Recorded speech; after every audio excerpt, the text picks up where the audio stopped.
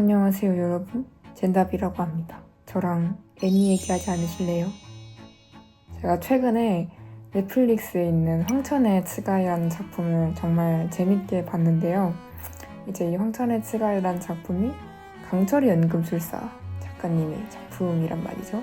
황천의 츠가이 보고 강연금이 다시 너무너무 보고 싶어져서 제가 재정주행을 해버렸습니다. 제가 애니 인생이 거의 한 10년 정도 되었는데요. 가히 정말 제 개인적인 관점으로 가히 최고의 작품이라고 얘기를 할 수 있을 것 같습니다. 그래서 이 강연금에 대한 강연금이 왜 최고의 작품, 왜 너무 좋은 작품인가 공유를 하고 싶어서 이런 컨텐츠를 찍게 되었습니다. 이렇게 정리를 해오긴 했는데요. 상당히 삘에 받쳐서 얘기를 하는 거다 보니 좀 정리가 안 되고 해설수설할 수 있다는 점 양해 부탁드릴게요.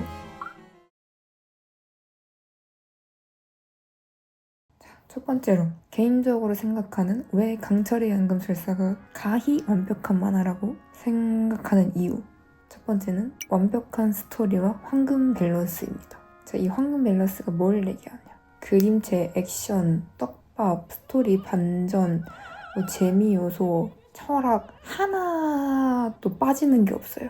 저는 이런 만화를 보지 못했습니다. 강연금 빼고. 그림체 관련해서는 호불호가 갈릴 수 있어요. 그러나 딱히 그냥 일반적으로 봤을 때 잡을 게 없죠. 그냥 보기 좋죠. 그리고 이 스토리에 관해서는 이제 전개가 좀 느리다라고 생각하시는 분들도 계시긴 하시는데 저는 굉장히 준수하다고 판단을 하고요. 스토리 탄탄한 배경 이런 것들도 굉장히 아주 잘 짜여져 있는 작품이고 액션도 훌륭하고요. 조금 재미 요소도 있어요. 에드가 키가 작다라는 점으로 약간 발끈하는 그런 것도 있고. 그리고 제가 또 좀 놀랐던 것 중 하나는 되게 작은 캐릭터마저도 활용을 하시더라고요. 그 중간에 스카와 메이와 함께 동행하는 요키라는 캐릭터가 있지 않습니까? 이 요키라는 캐릭터가 그냥 아주 시다바리로 스카의 시다바리로 같이 동행을 하게 되는데 후반에 이제 센트럴시티에서 스카 일행이 호문클러스인 이제 프라이드와 글러트니한테 쫓기면서 이제 위기에 빠졌을 때 요키가 갑자기 차를 몰고 빵 나타나서 프라이드를 받아버려서 그 일행들을 구한단 말이죠. 저는 그것을 보고 되게 분량이 적은 캐릭터도 되게 존재감 적은 캐릭터도 잘 활용하신다고 생각을 했습니다.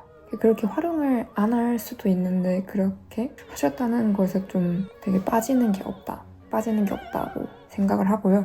그런 의미에서 되게 다방면으로 육각형인 만화라고도 할 수 있을 것 같습니다. 두 번째, 스토리 안에 철학. 굉장히 중요한 부분이죠.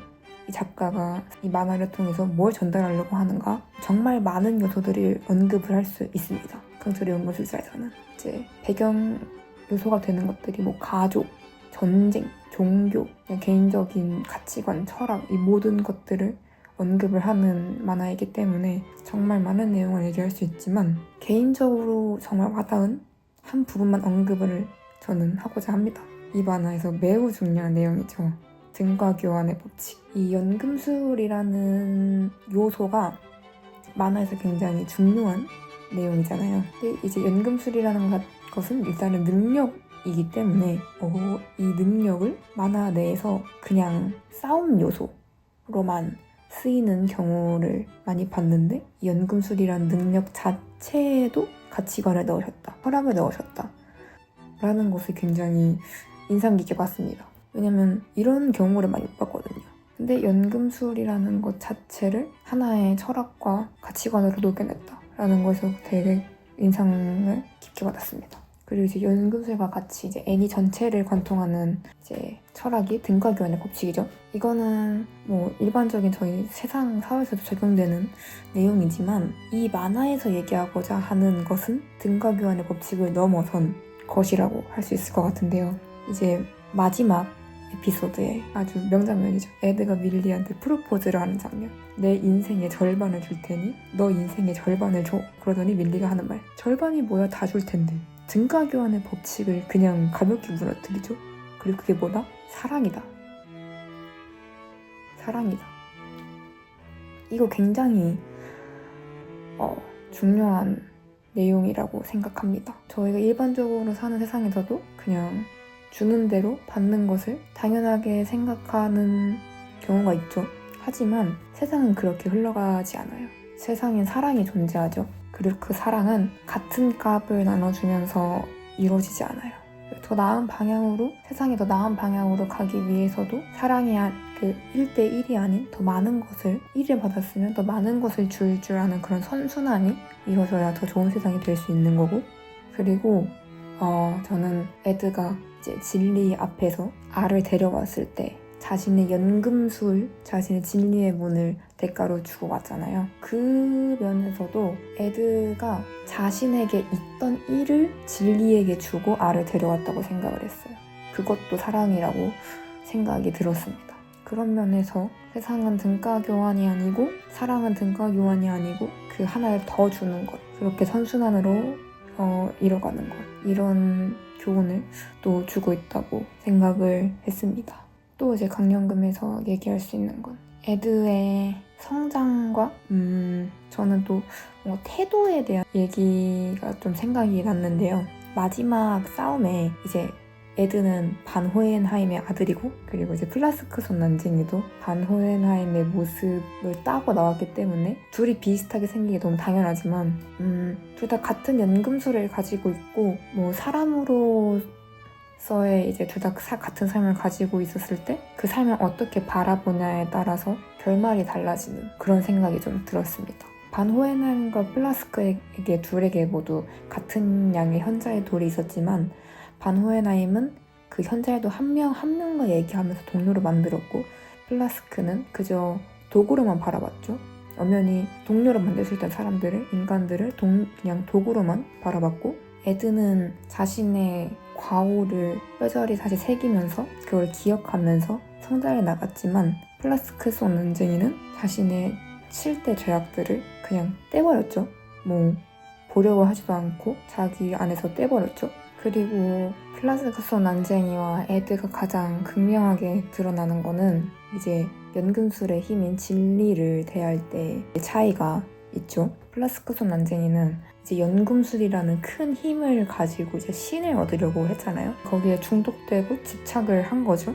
결국 모든 것을 가지려고 했다가 자기 자신마저 없어진 결과를 초래를 했고, 에드워드는 알폰소를 구하기 위해서 진리 앞에서 이 연금술이 없어도 나는 모두가 있고 나는 나야 하는 것을 깨달았죠. 이 대목에서도 저는 에드와 같이 뭐 어떤 큰 힘, 큰 권력 이런 게 아니더라도 내 옆에 있는 사람들, 나를 정의하는 것이 연금술과 같은 그 큰 힘이 아니더라도 내 주변 사람들, 가족들 정의할 수 있다면 그게 진짜 강함이 아닐까 하는 생각이 좀 들었습니다. 사실 인간은 함께 살아가는 존재니까요. 그리고 마지막 이제 강연금 애니에서는 브라더 오브 애니에서는 맨 마지막에 나오고, 이제 만화에서는 맨 처음과 맨 마지막에 나오는 대사죠. 고통을 동반하지 않은 교훈에는 의의가 없다. 인간은 어떤 희생 없이는 아무것도 얻을 수 없으므로, 하지만 그 고통에 맞서고 뛰어넘었을 때 사람은 무엇에게도 지지 않는 마음을 얻는다. 강철과 같은 마음. 그렇죠. 맞는 말이죠. 이런 고통을 동반하지 않는 교훈에 의의가 없다. 이 방면에서도 플라스크손 난쟁이는 고통을 견디려고 하지 않았어요. 자기의 죄악을 떼버리고 그냥 편한 길로 가려고 했죠. 이런 정말 이 한 만화에서 지금 제가 얘기한 것들은 모두 이제 가치관적이고 이제 개인의 마음, 인생에 관한 부분인데, 강연금은 파면 팔수록 더 많은 게 나오는 작품이란 말이죠. 이런 작품이 정말 많이 있나 싶을 생각이 드는 작품입니다. 제가 얘기하는 것의 기준은 브라더우드, 강철의 연금술사, 브라더우드 애니를 기준으로 말씀을 드리는 거고요. 만화를 제대로 읽어보지는 못해서 만화를 읽고 더 딥한 내용은 또 나중에 한번 다뤄보도록 하겠습니다. 강철의 연금술사는 정말 이것보다 정말 훨씬 더 많고 세세한 설정들이 있습니다. 정말 복잡한데 잘 설계되어 있는 만화입니다. 그러니 꼭 여러분이 한번 안 보신 분들이라면 애니나 만화를 꼭 보셨으면 좋겠고요. 보신 분들 댓글에 인상 깊었던 부분들 얘기해 주시는 것 환영입니다. 이런 내용은 또 나누어야 재밌는 거잖아요.